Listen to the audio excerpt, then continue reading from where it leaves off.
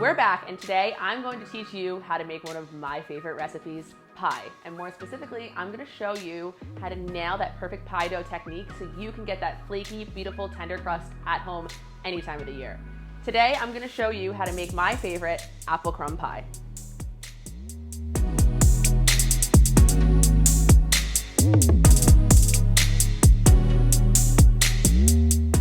First things first, we're gonna start with the pie dough because this needs to be made in advance so it can rest in the fridge while we make the filling.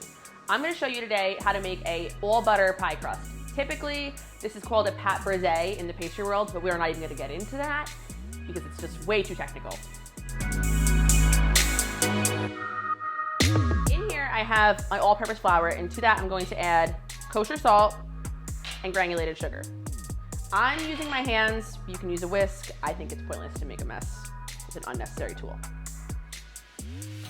The most important thing when making pie dough is to make it cold and bake it hot. And when I say that, I mean that all of your ingredients should be as cold as they possibly can be while you're making the dough to ensure you get those beautiful layers of butter between the flour in your dough. I have one stick of butter here that I've cubed and chilled in the fridge until I was ready to use it. I'm just gonna scatter it throughout the flour. This is one of the most important parts because you're going to take the cubes of butter and squish it between your thumb and your pointer finger to make sort of like a flattened, almost quarter-sized piece, and just toss it right back in the flour. And you're gonna do that with all the pieces. This is what will give you the beautiful flaky crust that all of your favorite store-bought pies have.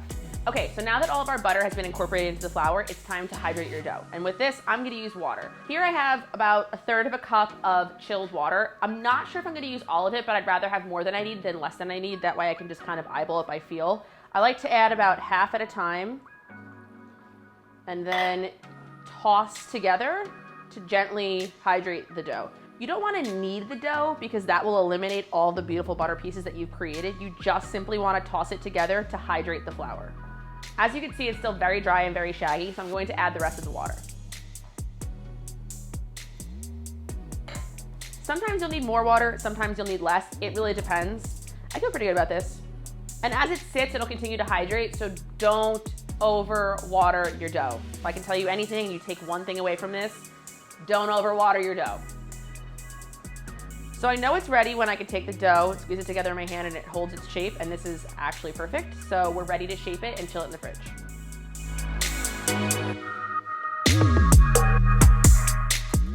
I've laid out a sheet of plastic wrap on my counter for me to shape my pie dough. So I'm gonna transfer it from my bowl in one, hopefully, mass. And it's okay if it's still in shaggy bits and pieces because this is how we're gonna bring it together. Using the edges of the plastic wrap, you're going to gently push the dough together. And this is what will help form your dough into one cohesive ball. Once you've formed your dough into a rough circle, I take the edge of the plastic wrap and sort of just pleat it or fold it over onto itself.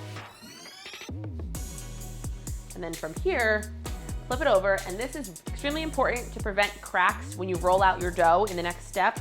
Take a rolling pin and use it to press all of the air bubbles out of the dough between the plastic wrap.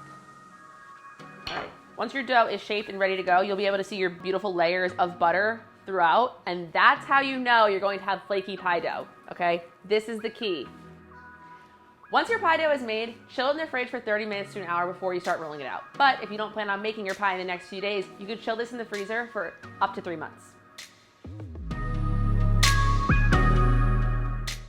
While your dough is chilling, we're gonna work on the filling. And today I'm using a mix of Honeycrisp and Granny Smith apples. I like to use these because I like the sweetness that you get from the Honeycrisp, but also the tartness that you can get from the Granny Smith. You can use any mix of baking apples. If you're unsure of which apples to use, ask someone in the produce department, or if you're shopping at a farmer's market, ask the vendor. They know best which apples are right for the task that you're using them for. Okay, now that our apples are peeled, we're gonna move on to slicing them. I've already done TV magic and sliced them in advance because you don't need to see all that. See it once, you see it twice. So I like to slice my apples by cutting them in half. I place them cut side down on the board. I cut them in half again. So we're working with a quarter.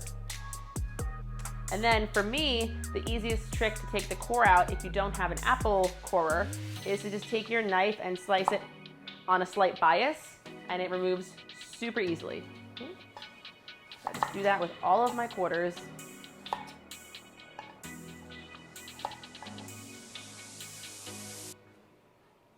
And once the core is removed, I like to slice it into probably 1/4 inch thick pieces.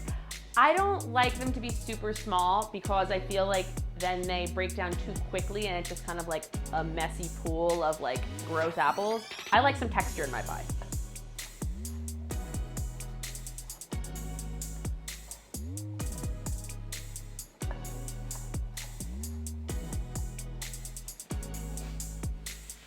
Once your apples are sliced, it's time to toss everything together.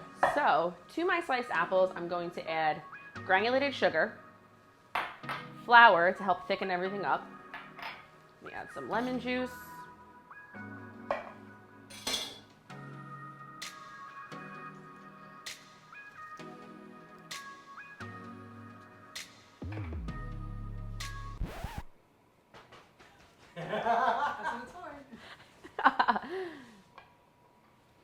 And for my spices, I like to use nutmeg and cinnamon. So I'm just gonna grate some fresh nutmeg right on the microplane.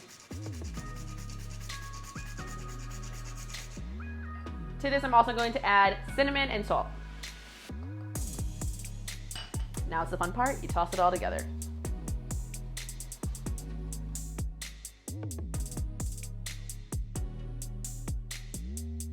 Okay, I think I made a mistake. I should have used my big bowl for this. I have a very scientific way of knowing as to whether or not I put the right amount of spices and sugar in here. Want to know what it is? I literally take a bite. Perfect. Now let's make the crumb topping. For my apple pie, I love doing a crumb topping personally. You can definitely do a double crust for this and go all crazy with your lattice, but I love the texture, the sweetness, and the spiciness that the crumbs give you. Kind of like me. So to make the crumb topping, in here I have all-purpose flour. Into that, I'm going to add light brown sugar, my spices, cinnamon and salt, and the star of the show, some softened butter. And this part is fun, just go in with your hands and literally mush it all together. For this, you don't want your butter to be cold because you want it to be soft and malleable, so keep it out at room temp. For once, you want this to be bouchard. This is not the place to cut corners with your calories. We're going full fat. We went full stick. Do not skimp. Don't try and cut the corners here with a half stick, 1/4 stick. Not the place, not the time. Once your crumb has come together and you can squeeze it and it holds its shape, we are ready to build. This is my favorite part of making pie, rolling out the pie dough. I know everybody despises this. I think it's actually kind of fun. So my dough has rested for at least 30 minutes and I'm going to lightly dust my counter. By lightly, I mean, that wasn't very lightly, but you know what I'm saying. Place my disc on top and then move it around so that all of the disc is covered in flour. We don't want anything sticking here.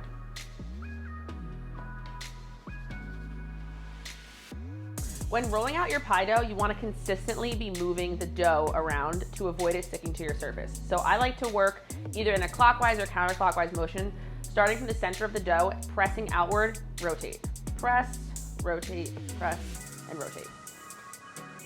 You work in this motion, your dough should never stick to the surface. Okay, so this is looking pretty good. It's probably about 1/8 of an inch thick all the way around. And now we're ready to fit it into the pie plate. So the easiest way I found to transfer pie dough is simply roll it up on your rolling pin and roll it over your pie dish. It's that easy. And then gently press the pie dough into the edges. Then I'm gonna grab my scissors. I like to trim the excess because you don't want too much dough hanging over the edge when you create your border for your beautiful design when you're crimping it. If you have too much dough on the edge, it won't cook through in the oven and it'll be gummy and gross. You can also toss these in cinnamon sugar and make little pie scrap cookies. They're delicious. Once you've trimmed the edge of your pie dough, simply roll it under and press it against the edge of the pie plate. So you're creating a little lip. And you're gonna do this all the way around. And now from here, you basically have a blank slate to create whatever design you want. You could leave it like this, that's totally fine, but It's a little too basic for me. I like to do a beautiful little crimp on the edge. So I use my thumb and my pointer finger and my thumb of my non-dominant hand to create sort of just like a little scalloped edge. You can use the back of a wooden spoon, you can use a fork, you can use a regular spoon, whatever you want. Once your dough is crimped and ready to go, we're gonna chill this in the freezer for 30 minutes and then we're gonna fill it and then we're gonna bake it. Okay, it's the time we've all been waiting for. We're almost ready to bake it. So I'm gonna add my filling. Oh my God, this looks so good. It might seem like a lot of apples. It's not. It's going to bake down to pretty much completely flat. So don't be concerned if it's mounted too high in your pie shell. And don't you dare even think about throwing this out. This is the money. If you throw this out, you might as well throw your entire pie out with it because it's a waste of your time. Like, this is the juice. It's where all the flavor is. Also, I would lick that clean. It's so good. After you've placed your apples in your pie shell, it's time to put on the crumble.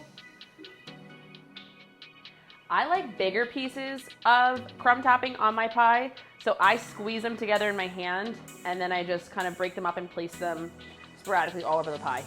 Otherwise, you just have this like dustiness and nobody wants a dusty pie. Like, does not sound appealing. As you can see, I'm working on a baking sheet because when you place this in the oven, you want to have something underneath just in case any of the juices from the apples leak out or the crumb topping melts over the top. Right, once you've put on the last of your crumb topping, this bad boy is ready for the oven.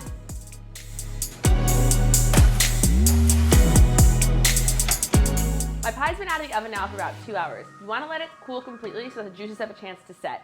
You know your pie is done when the crust is golden brown all the way around, the crumbs are deeply golden brown, and it's bubbling in the center. All right, now it's time to dive in.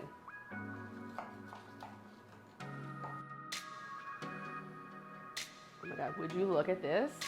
Still a little bit warm, so still a little bit soft. Let's take a bite.